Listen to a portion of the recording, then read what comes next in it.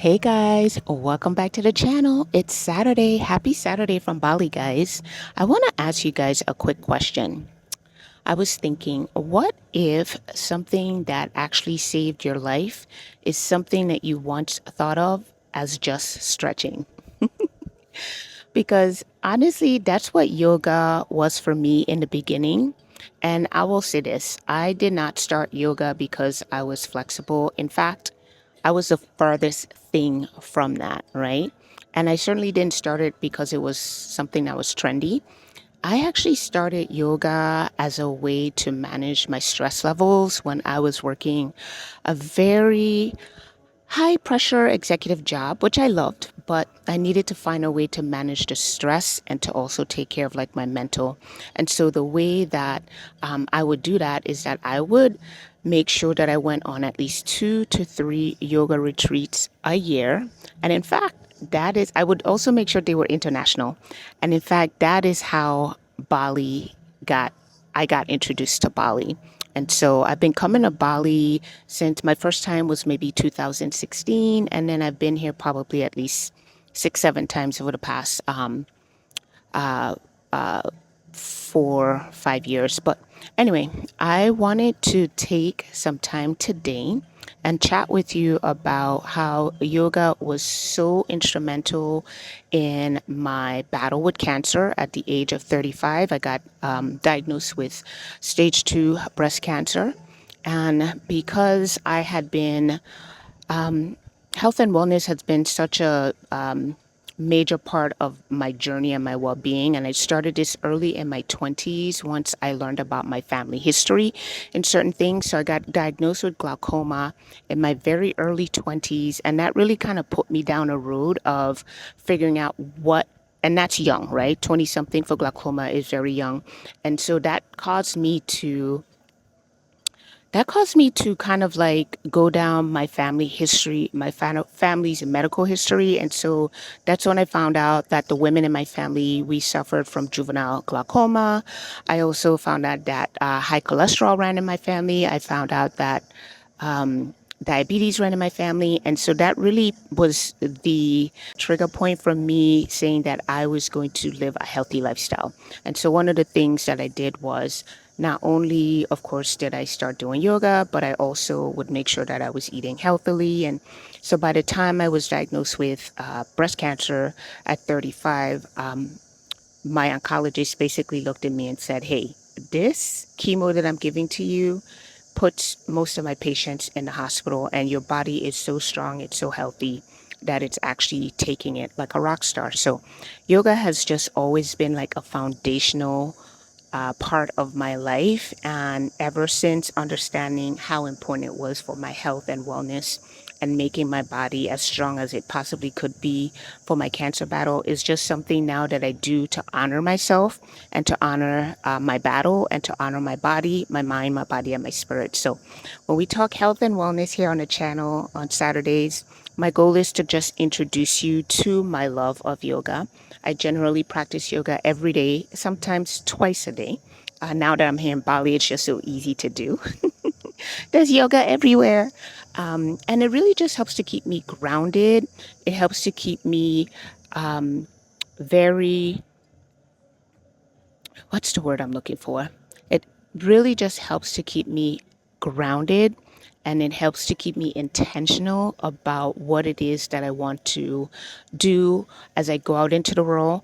When I am on my mat practicing yoga, it's really a form of meditation. And that's one of the things I appreciate about it, because they say once you're on your 4 corners of your mat, then that's the only thing that you have to be concerned with. You're not concerned with your neighbor. You're only tuned into the voice of your teacher, and you're really looking internal to make sure that your practice is in fact pouring into you in the way that you need. So I am here. I I actually got here early to yoga, guys, because I thought it was Sunday. I thought it was Sunday. That's something that happens here in Bali. You kind of lose track of time and the day of the week. So Sundays yoga starts at 4. So I got here for 4, and I was like, "Oh my God, why is there no one here?" And I literally had to look at my calendar in order to realize that it was Saturday. So anyway, I'm here. It actually worked out for the best because now I'm here. I get to set up the intro for this video. I'm going to take you guys to yoga with me. Let me just walk you over to the yoga shala. This is a hot yoga shala here. The room is going to be heated to about 90 something degrees. So that's the other thing, right? It's not it's not just yoga, it's hot yoga. So I get like a really good sweat, and it really feels like, I don't even call it sweat. It feels like detox to me. Like my body feels lighter, and you're just kind of sweating out. And actually, our instructor just the other day mentioned that if you're not sweating while you're doing hot yoga, that means you're really not breathing. You're not focusing on your breath. And so, one of the things that yoga teaches you to do is how to focus on your breathing. They call it Ujjayi breathing, where you breathe deeply through your nose and then you exhale deeply through your nose as well. So you kind of get like this oceanic sound. And the breath is really what helps to regulate you and keep your nervous system calm. When you start kind of like hyperventilating and breathing through your mouth because maybe the poses might seem a little bit difficult for you in that moment, that causes your body to go into fight or flight. And keeping a smooth, a deep inhale, exhale with the mouth closed is really what helps to reset and keep the nervous system calm. And so those are things that I just kind of take out into the real world when that I've learned from practicing on my mat, right? So like let's say you get into a situation where, you know, somebody might be testing you. One of the things that you can do is just kind of be quiet, take a moment, take a deep breath in and a deep breath out to just kind of regulate you back into yourself. So I'm walking here on this beautiful property. This is a property that I used to stay at for many, many months. It's a beautiful property and it abuts these beautiful rice fields. So look at this, guys. Look how beautiful this is. So this is like my favorite property. I used to stay here. Look at the rooms. I always chose a patio room because this would be the view that I would wake up to every morning. And it's just a beautiful village that this property abuts. And sometimes you see the farmers out and they're harvesting the rice and they're preparing the fields for the growing season. And it's just a peaceful, genuine, authentic, full life. Very simple, but very full. So, looks like there was a reason I got to yoga early. I was able to make the intro to this video. We're going to do yoga, and I am going to insert the recording here so that if you guys want to follow along, I might not include the entire thing because I don't want the video to get too long, but I'll include maybe like the first 10-15 minutes so that if you guys maybe want to start your practice, you can start following along with the class that I'm taking. All right, guys. Cheers. Happy Saturday. Let's just come to a nice, comfortable seat. Just us in this space. Have to let go of any of the distractions outside. Softening your breath. Letting your eyelids to be nice and heavy. So we've been playing with our breath these past few days, really getting clear on our Ujjayi breath.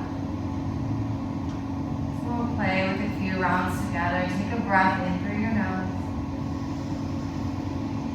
Open mouth, breath out. Soften your spine, your shoulders. Feel your heart expand. Begin to seal your lips. Breathe in through your nose. And breathe out through your nose.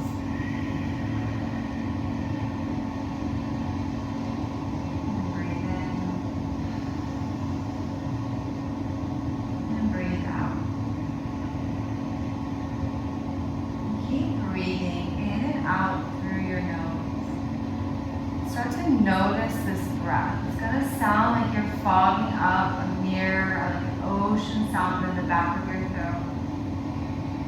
This is the breath we want to stick with our entire practice. This will help guide us from shape to shape. Softens the mind, evens out the breath. Breathing in and breathing out.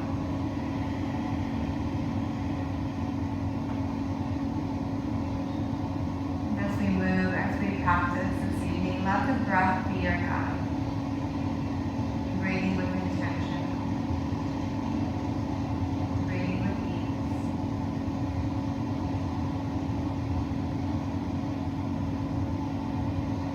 Begin to drop your head. Open up the back of your neck. Open your eyes. Rock your head side to side. Let's begin to press our hands in front as we come into a tabletop. Begin with a nice flat back.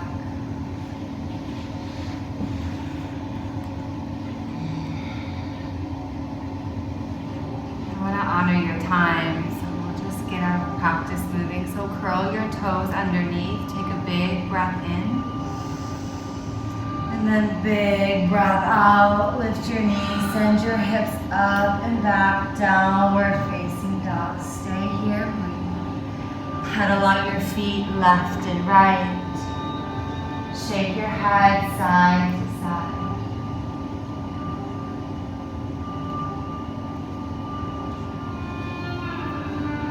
We're going to move nice and slow today. Stay connected to our breath. It's not about how far you can go. It's not about how deep the posture can be. But today, let's just focus on our breath first. And just finding ease within our body. Gaze up towards your hands. Walk your fingertips behind your wrists. Step 1 foot at a time. Step your toes behind your wrists. Lift your fingertips. Drop your head forward, fold. Look all the way back behind you. My brain was on a delay. Realize what I said. And then maybe reach for your elbows. And maybe add a sway side to side. Just decompress our low back. It's just us, so we're going to elbows big, toes to touch. Let's come back to our breath. Interlace your fingers underneath your chin. Look forward. Breathe in. Lift your elbows up. Sock your belly in. Gaze forward. And then open mouth. Exhale. Look up. Squeeze your glutes. Send your hips forward. Bring your elbows to touch. Inhale. Drop your chin. Gaze forward. Elbows come high. And then side out, eyes. Gaze up, look back. Squeeze your glutes, elbows touch. Inhale. Drop your chin. Send your elbows high. Perfect breath. Open mouth, exhale. Side out, look up, look back. And then elbows come to touch. Inhale. Drop your chin.